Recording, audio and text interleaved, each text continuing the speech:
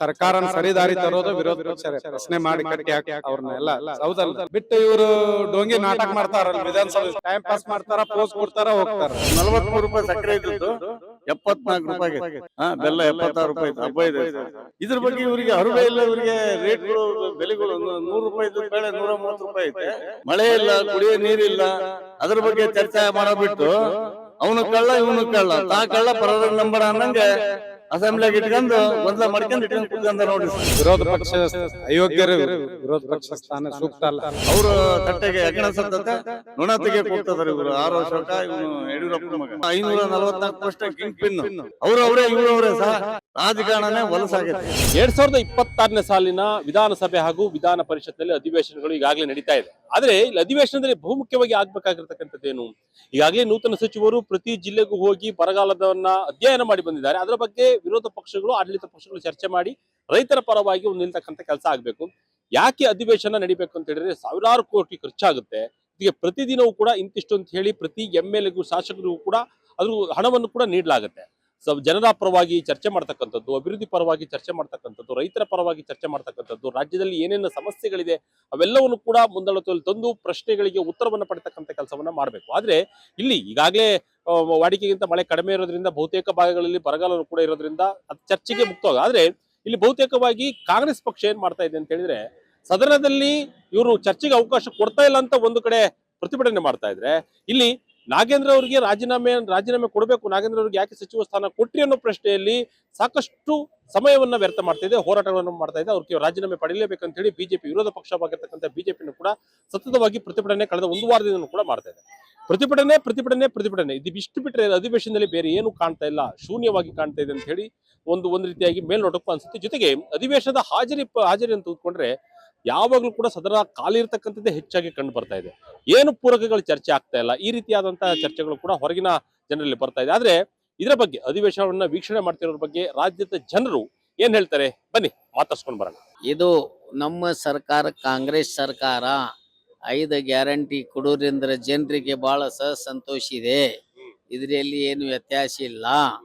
ಇದು ಈ ಸರ್ಕಾರವನ್ನು ಮುಂದೆ 2028ರಲ್ಲಿ ಇದಕ್ಕೆ ಹೆಚ್ಚಿನ ಬಹುಮತದಿಂದ ಮಾಡಬೇಕಾಗಿದ್ರ ಮಾತ್ರ ಇದರಲ್ಲಿ ಇನ್ನೂ ಕೆಲವೊಂದು ಸಮಸ್ಯೆಗಳನ್ನು ಹಳ್ಳಿಗಳಲ್ಲಿ ಒಳ್ಳೆ ಕ್ಯಾಂಡಿಡೇಟ್ಗಳನ್ನು ಅದು ಹೊರತುಪಡಿಸಿ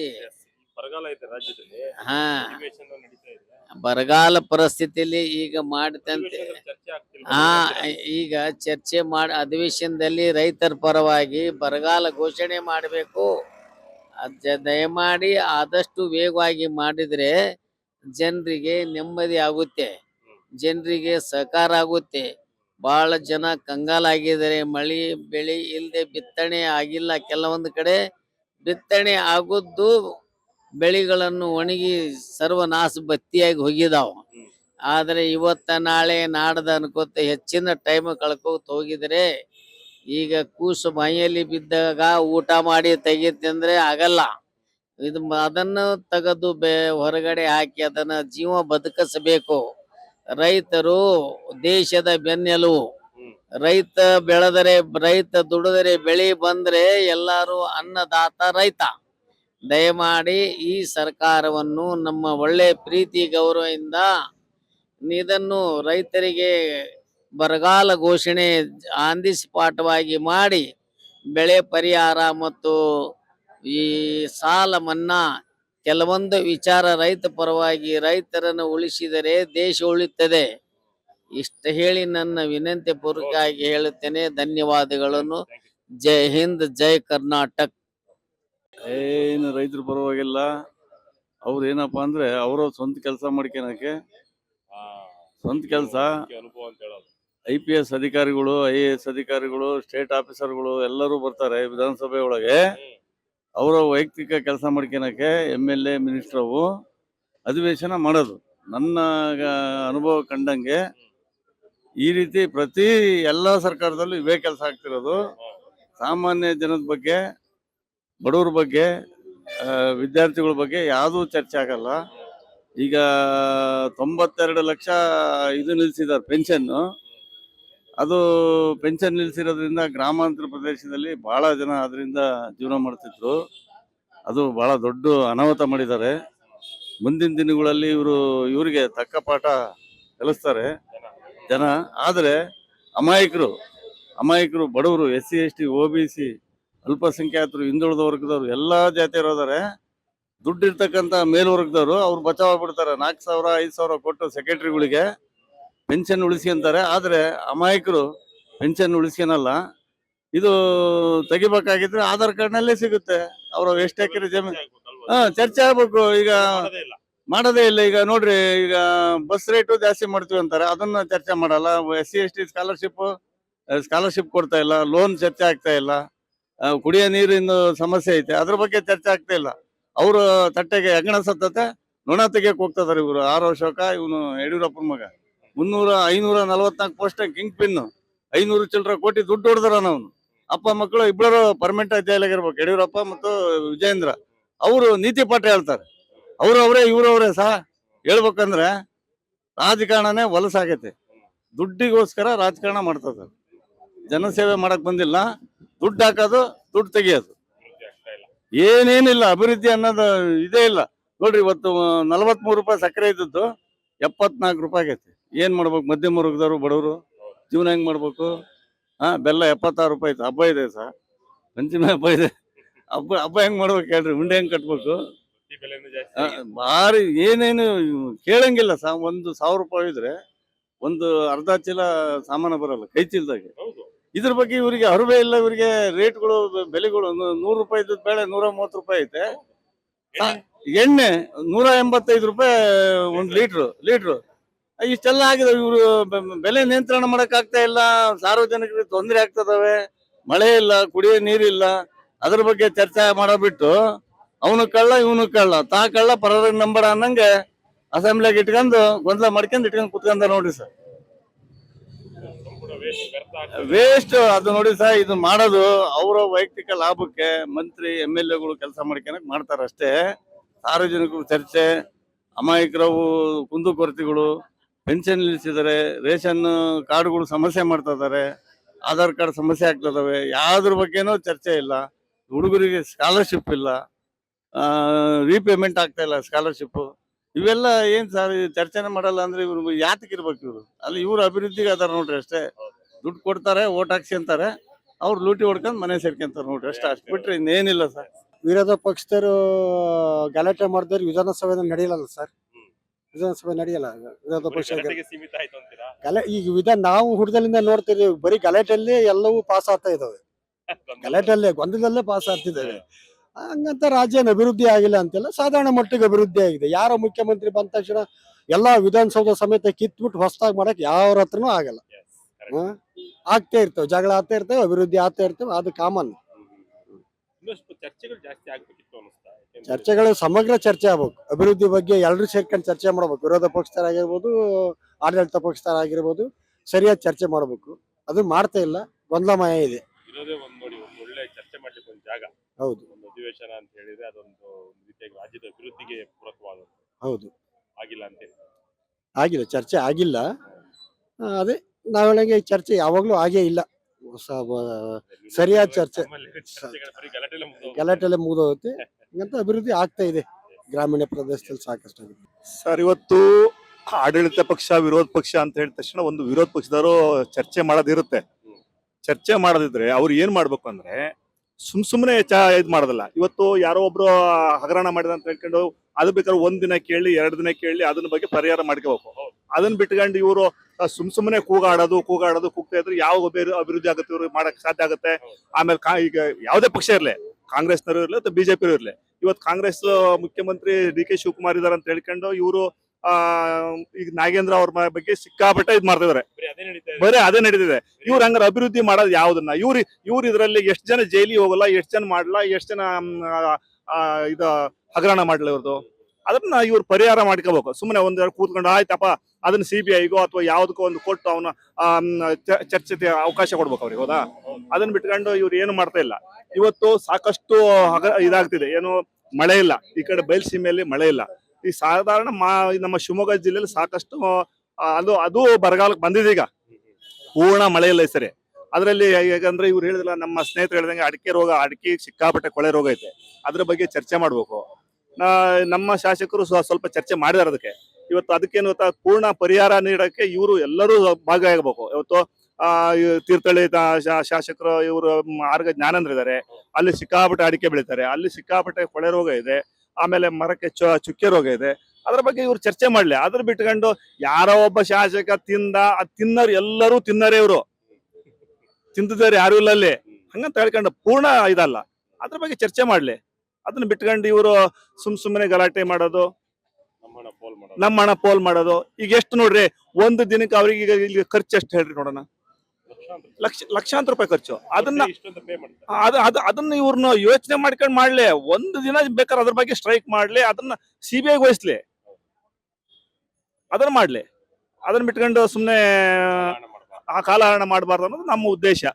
ಇನ್ನು ಏನಂದ್ರೆ ನಮ್ಗೆ ನಮ್ಮ ತಾಲೂಕಲ್ಲಿ ಸಾಕಷ್ಟು ಅಭಿವೃದ್ಧಿ ಆಗ್ತಾ ಇದೆ. ಬಟ್ ಅದನ್ನ ಇನ್ನು ಅವರು ನಮ್ಮ ಮುಖ್ಯಮಂತ್ರಿಗಳು ಸ್ವಲ್ಪ ನಮ್ಮ ತಾಲೂಕಿಗೆ ಇನ್ನೂ ಸ್ವಲ್ಪ ಕೊಟ್ರೆ ಚೆನ್ನಾಗಿ ಮಾಡ್ಬೋದು ಅಂತ ನಮ್ಮ ಶಾಸಕರು ಇದ್ ಮಾಡ್ತಿದ್ದಾರೆ. ಅದಕ್ಕೆ ನಾವು ಸ್ವಲ್ಪ ಕೈ ಜೋಡಿಸ್ತೇವೆ. ಪಕ್ಷ ಯಾವುದೇ ಇರ್ಲಿ, ಅಭಿವೃದ್ಧಿ ಇಂಪಾರ್ಟೆಂಟ್, ಆ ರೀತಿ ಮಾಡ್ಬೇಕು ಅಂತ ಹೇಳ್ತಿದ್ದೀವಿ. ದೆಹಲಿ ಕಾನೂನು ಚಲೋ ಅಧಿವೇಶನ ನಡೆಯುವ ಟೈಮ್ದಲ್ಲಿ ಭಾರತೀಯ ಜನತಾ ಪಕ್ಷರು ಗೊಂದಲ ಮಾಡಿದ್ರು. ಹಿಂಗಾಗಿ ಅಧಿವೇಶನ ಚೆನ್ನಾಗಿ ನಡೀಲಿಲ್ಲ ಸರ್. ನಮ್ಮ ಈಗಿನ ಮುಖ್ಯಮಂತ್ರಿ ಆಗ ಚಲೋ ಹೊಸ ಅಭಿವೃದ್ಧಿ ಮಾಡ್ಬೇಕು ಅನ್ನೋದಿತ್ತು.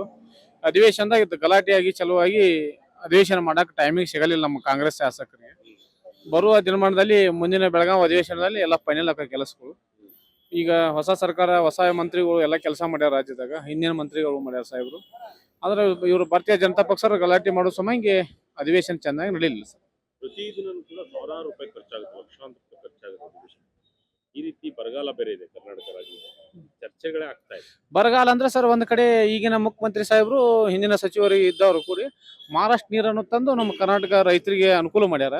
ಬರಗಾಲ ಅನ್ನುವಂಥದ್ದು ಏನೋ ಒಂದು 5 ಕಡೆ 5 ನೀರುಗಳು ಅನುಕೂಲ ಮಾಡ್ಯಾರ. ಹೊಳಿ, ನದಿ ಬತ್ತು, ಕಿಲಾನ ಬತ್ತು. ಮ್ಯಾಗ ಮಳಿ ಇಲ್ಲ ಅಂದ್ರೂ ರೈತರಿಗೇನ ಸವಲತ್ತು ಮಾಡ್ಯಾರ ಈಗಿನ ಮುಖ್ಯಮಂತ್ರಿಗಳು ತಂದು. ನೀರಿನ ಬಗ್ಗೆ ಏನು ಗಲಾಟೆ ಆಗ್ಲಿಲ್ಲ.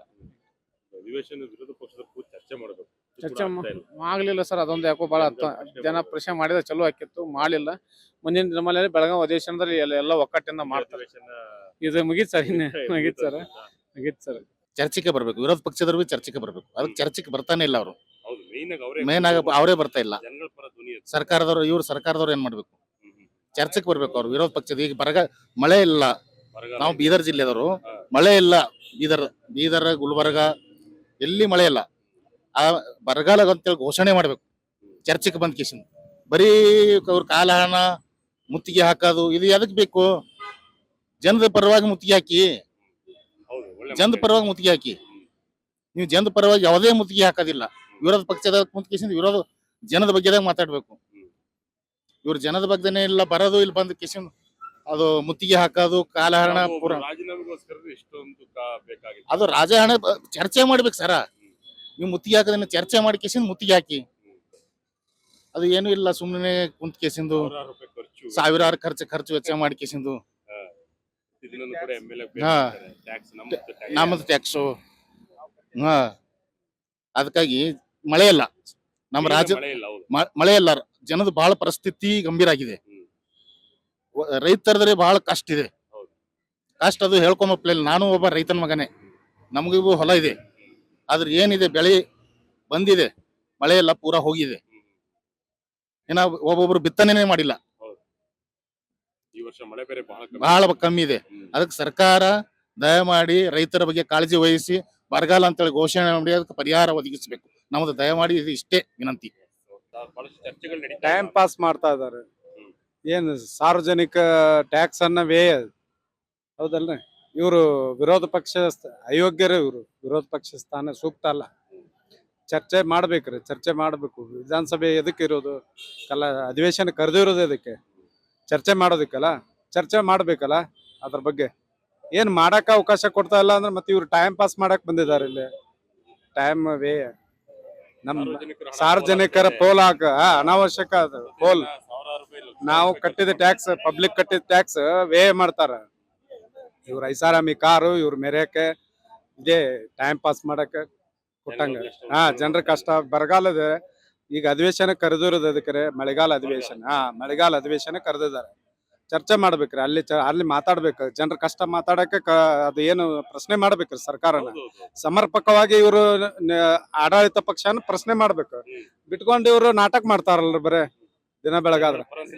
ನಿಲ್ಬೇಕ್ರೆ ಇವ್ರು ಅಲ್ಲಿ ನಿಲ್ಲಲ್ಲ, ಎಲ್ಲ ಡೋಂಗಿ ನಾಟಕರೇ ಅವೆಲ್ಲ ನಾಟಕ. ವಿರೋಧ ಪಕ್ಷ ಸಮರ್ಪಕ ವಿರೋಧ ಪಕ್ಷ ಅಲ್ಲ ರೀ. ಹೆಂಗಿರ್ಬೇಕು ಸ್ಟ್ರಾಂಗ್ ಆಗ ಸಿದ್ದರಾಮಯ್ಯ ಅವ್ರು ಹೆಂಗಿದ್ರು ವಿರೋಧ ಪಕ್ಷ ನಾಯಕ ಇದ್ದಾಗ ಹೆಂಗ್ ಪ್ರಶ್ನೆ ಮಾಡ್ತಾರೆ, ಕಟ್ಟಿ ಹಾಕ್ತಿದ್ರು ಸರ್ಕಾರನ, ಹಂಗೆ ಪ್ರಶ್ನೆ ಮಾಡ್ಬೇಕ್ರಿ ಯಾರೇ ಇರ್ಲಿ ವಿರೋಧ ಪಕ್ಷ. ಹೌದು, ಸರಿ ದಾರಿ ಸರ್ಕಾರನ ಸರಿ ದಾರಿ ತರೋದು ವಿರೋಧ ಪಕ್ಷ ರೀ. ಪ್ರಶ್ನೆ ಮಾಡಿ ಕಟ್ಟಿ ಹಾಕ್ ಅವ್ರನ್ನ ಎಲ್ಲ ಹೌದಲ್ಲ, ಚಾಟಿ ಬೀಸ್ಬೇಕು. ಬಿಟ್ಟು ಇವರು ಡೋಂಗಿ ನಾಟಕ ಮಾಡ್ತಾರಲ್ಲ ವಿಧಾನಸಭೆ. ಒಳಗೆ ಇರಲ್ಲ, ಹೊರಗೆ ಕುಂತ್ಕೊಂಡು ನಾಟಕ ಮಾಡ್ತಾರ, ಬರೀ ಟೈಮ್ ಪಾಸ್ ಮಾಡ್ತಾರ, ಪೋಸ್ ಕೊಡ್ತಾರ, ಹೋಗ್ತಾರ. ಖಾಲಿ ಏನು ಇಲ್ಲ ರೀ, ಅಧಿವೇಶನ ನಡಿಲೇ ಇಲ್ಲ ಒಂದಿನನು ಸರಿಯಾಗಿ. ನಾವು ನೋಡಿದೇವು. ಸರ್ ಏನ್ ಸಮಯ ವೇಸ್ಟ್ ಮಾಡಿದ್ರೆ ಮತ್ತೆ ಪಬ್ಲಿಕ್ ಟ್ಯಾಕ್ಸ್ ಅನ್ನ ನಾವು ಕಟ್ಟಿದಂತ ಟ್ಯಾಕ್ಸ್ ಸಮರ್ಪಕ ಏನು ಅದಕ್ಕೆ ಇದಾಗ್ಲಿಲ್ಲ,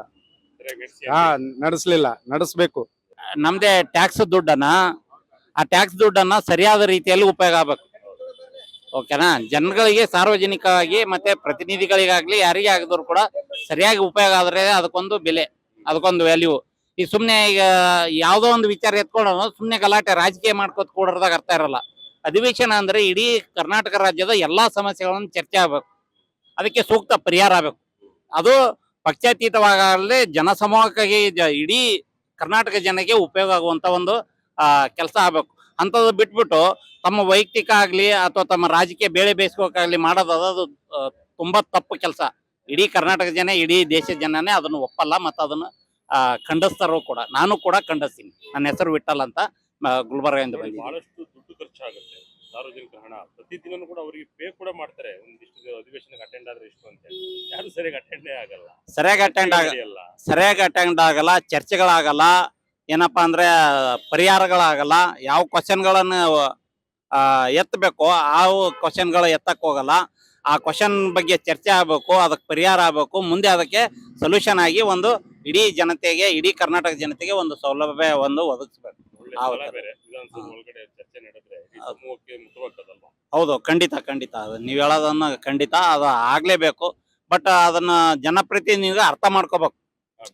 ಮೇನ್ ಆಗಿ ಅವ್ರನ್ನ ನಮ್ಮನ್ನ ಯಾಕೆ ಆಯ್ಕೆ ಮಾಡಿದ್ದಾರೆ ಜನ, ನಾವೇನ್ ಮಾಡ್ಬೇಕು, ಮುಂದೆ ಏನ್ ಮಾಡೋದಿದೆ, ಇದು ಸ್ವಾರ್ಥನ ನಿಸ್ವಾರ್ಥನ, ಇದು ಸಮಾಜಕ್ಕೆ ಏನಾಗುತ್ತೆ, ದೇಶಕ್ಕೆ ಏನಾಗುತ್ತೆ, ರಾಜ್ಯಕ್ಕೆ ಏನಾಗುತ್ತೆ, ಜಿಲ್ಲೆಗೆ ಏನಾಗುತ್ತೆ ಅನ್ನೋದನ್ನ ಅರ್ಥ ಮಾಡ್ಕೊಂಡು ಮಾಡಿದ್ರೆ ಅದು ಒಳ್ಳೇದಾಗುತ್ತೆ ಸರ್. ನೋಡಿದ್ರೆ ವೀಕ್ಷಕರೇ, ಅಧಿವೇಶನದಲ್ಲಿ ರೈತರ ಪರವಾದಂತ ಚರ್ಚೆಗಳಾಗಬೇಕು, ಬಡವರ ಪರವಾದಂತ ಚರ್ಚೆಗಳಾಗಬೇಕು, ಬಡವರ ಪರವಾಗಿ ವಿರೋಧ ಪಕ್ಷಗಳು ಧ್ವನಿ ಆಗ್ಬೇಕು, ಜನಗಳ ಪರವಾಗಿ ವಿರೋಧ ಪಕ್ಷಗಳು ಧ್ವನಿ ಆಗ್ಬೇಕು, ಆಡಳಿತ ಪಕ್ಷವು ಕೂಡ ಮುಕ್ತವಾದ ಚರ್ಚೆಯನ್ನು ಮಾಡಬೇಕು. ಆದ್ರೆ ಇದುವರೆಗೂ ಕೂಡ ಜನಗಳು ನಾವು ಆದಂತರು ಒಂದು ಅಧಿವೇಶನವನ್ನ ವೀಕ್ಷಣೆ ಮಾಡಿದ ಸಂದರ್ಭದಲ್ಲಿ ಕಾಲಹರಣನೇ ಜಾಸ್ತಿ ಆಗಿದೆ. ಯಾರು ಕೂಡ ಅಧಿವೇಶನಕ್ಕೆ ಸರಿಯಾಗಿ ಹಾಜರೇ ಆಗ್ತಾ ಇಲ್ಲ. ಒಂದು ಪ್ರತಿಭಟನೆಗೆ ಸೀಮಿತವಾಗ್ಬಿಟ್ಟಿದೆ. ಜೊತೆಗೆ ಅಲ್ಲಿ ಚರ್ಚೆಗಳಾಗಬೇಕಾಗಿರ್ತಕ್ಕಂಥದ್ದು ಈ ರೀತಿಯಾದಂತಹ ಚರ್ಚೆಗಳಾಗಬೇಕು. ಆದ್ರೆ ಯಾವುದೇ ರೀತಿಯಾದಂತಹ ವಿಷಯ ಮಂಡನೆಗಳಾಗ್ಲಿ ಅಥವಾ ಚರ್ಚೆಗಳಾಗ್ಲಿ, ವಿರೋಧ ಪಕ್ಷದವರು ಕೂಡ ಜನರ ಪರವಾದಂತಹ ಕೆಲಸಗಳನ್ನ ಮಾಡೋದಾಗ್ಲಿ, ಅದು ಯಾವುದು ಕೂಡ ಮಾಡ್ತಾ ಇಲ್ಲ. ಹಾಗಾಗಿ ಒಂದು ರೀತಿಯಾಗಿ ಅಧಿವೇಶನ ವೇಸ್ಟ್. ಯಾವುದೇ ರೀತಿಯಾದಂತಹ ಅಧಿವೇಶನವನ್ನು ಮಾಡಿದ್ರು ಕೂಡ ಸರಿಯಾಗಲ್ಲ. ಹಾಗಾಗಿ ಇಲ್ಲಿ ಪ್ರಮುಖವಾಗಿ ಬಿಡ್ತಕ್ಕಂಥದ್ದು ಕಾಂಗ್ರೆಸ್, ಬಿಜೆಪಿ ಯಾವುದೇ ಪಕ್ಷ ಇರಲಿ, ಜನಗಳ ಪರವಾದಂತಹ ಮುಕ್ತವಾದಂತಹ ಕೆಲಸ ಮಾಡ್ಲಿಕ್ಕೆ ಚರ್ಚೆಗಳು ನಡಿಬೇಕು, ಆರೋಗ್ಯಪೂರ್ಣವಾದಂತಹ ಚರ್ಚೆ ಆಗ್ಬೇಕು. ಇದಾದ ಬಳಿಕವಾಗಿನೇ ಒಂದು ರಾಜ್ಯದ ಅಭಿವೃದ್ಧಿ ಆಗ್ತಕ್ಕಂಥದ್ದು. ಹೀಗೆ ಬಹಳಷ್ಟು ಸಾರ್ವಜನಿಕರಿಂದ ಅಭಿಪ್ರಾಯ ವ್ಯಕ್ತಪಡಿಸಿದ್ರು. ನಾವು ಕೂಡ ಅದನ್ನೇ ಹೇಳ್ತಕ್ಕಂಥದ್ದು, ಜನಗಳ ಹಣ ಪೋಲಾಗ್ತಾ ಇದೆ, ಜನಗಳು ಟ್ಯಾಕ್ಸ್ ಕಟ್ತಕ್ಕಂಥ ಹಣ ಪ್ರತಿದಿನ ಕೂಡ ಇಂತಿಷ್ಟು ಅಂತ ಹೇಳಿ ವಿಧಾನಸಭೆಗೆ ವ್ಯಯ ಮಾಡಲಾಗುತ್ತೆ. ವಿಧಾನಸಭೆ ನಡಿಬೇಕಂದ್ರೆ ಕೋಟ್ಯಾಂತರ ರೂಪಾಯಿ ಖರ್ಚಾಗುತ್ತೆ. ಅದ್ರ ಜೊತೆಗೆ ಶಾಸಕರಿಗೂ ಕೂಡ ಒಂದಿಷ್ಟು ಹಣವನ್ನ ಅಲ್ಲಿ ವ್ಯಯ ಮಾಡ್ತಾರೆ, ಅದನ್ನು ಕೂಡ ಪಾವತಿ ಮಾಡ್ತಾರೆ. ಅದೆಲ್ಲವೂ ಕೂಡ ವ್ಯರ್ಥವಾಗ್ತಿದೆ. ಯಾವುದೇ ರೀತಿಯಾದಂತಹ ಬಡವರ ಪರದಂತ ಚರ್ಚೆಗಳಾಗ್ತಾ ಇಲ್ಲ, ರಾಜ್ಯದ ಅಭಿವೃದ್ಧಿ ಪರವಾದಂತ ಚರ್ಚೆ ಆಗ್ತಿಲ್ಲ. ಒಂದು ವ್ಯಕ್ತಿಗ ರಾಜೀನಾಮೆಗಾಗಿ ಒಂದು ವಾರದಿಂದಲೂ ಕೂಡ ಪ್ರತಿಭಟನೆ ವಿರೋಧ ಪಕ್ಷದವರು ಮಾಡ್ತಾರೆ, ಆಡಳಿತ ಪಕ್ಷದವರು ಕೂಡ ಒಂದು ರೀತಿ ಕಾಲಹರಣ ಮಾಡ್ತಕ್ಕಂಥದ್ದು ಕಾಣ್ತಾ ಇದೆ. ಹಾಗಾಗಿ ಯಾವುದು ಕೂಡ ಪೂರಕವಾಗಿಲ್ಲ ಅಂತೇಳಿ ಜನರು ಅಧಿವೇಶನದ ಬಗ್ಗೆ ತಮ್ಮ ಅಭಿಪ್ರಾಯವನ್ನ ವ್ಯಕ್ತಪಡಿಸಿದ್ರು. ಕ್ಯಾಮರಾ ಪರ್ಸನ್ ಪ್ರೇಮೇಶ್ ಜೊತೆ ಶಂಕರ್ನ ಹೆತ್ತೂರ್, ವಿಜಯ ಕರ್ನಾಟಕ ಬೆಂಗಳೂರು.